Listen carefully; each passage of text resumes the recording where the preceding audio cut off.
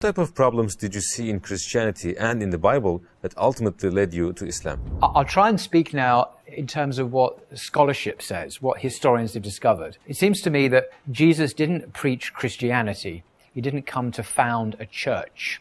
For example, none of the Gospels, apart from one, speak of Jesus talking about a church at all. The earliest Gospels don't have Jesus speaking of church at all.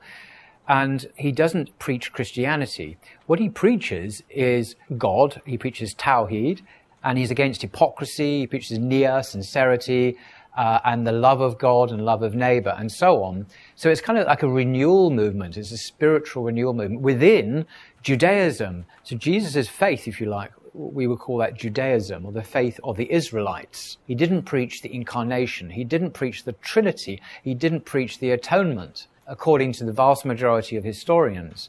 The problem for Christianity is the idea that God became a man in Jesus. This is a late idea. It's not there in Jesus' ministry. It's only found actually in the Gospel of John. This is the last Gospel to be written. In the earlier Gospels of Matthew, Mark, and Luke, Mark's the earliest, there's no incarnation at all. And that's the least historical Gospel of all, and that's the Gospel of John.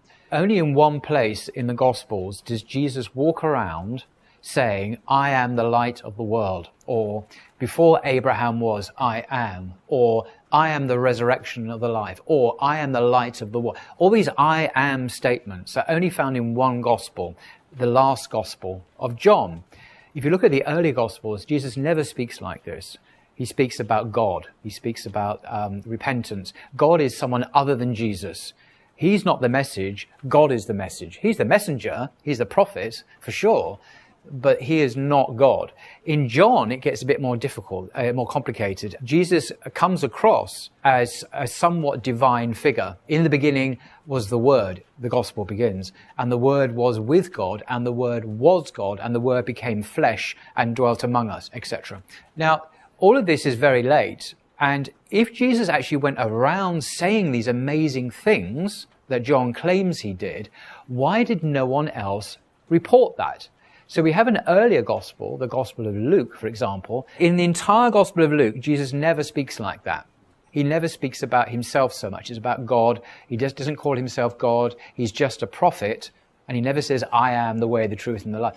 So the bad news is the Gospel of John is used by Christians more than any other gospel to preach. For example, the American evangelist who I saw in London some years ago, he said, Jesus says, I am the light of the world. And, you know, his scholars will say, no, he probably didn't say that. That's not historical. And this is the scandal.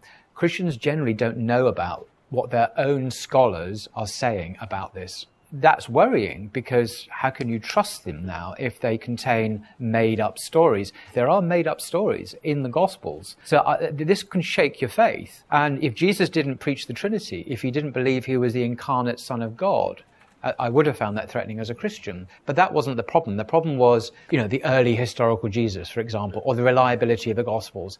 And that's not based on skepticism. That's based on, well, what is the evidence? And the evidence often is not there for their reliability. And that was a problem. While finding these inconsistencies in Christianity,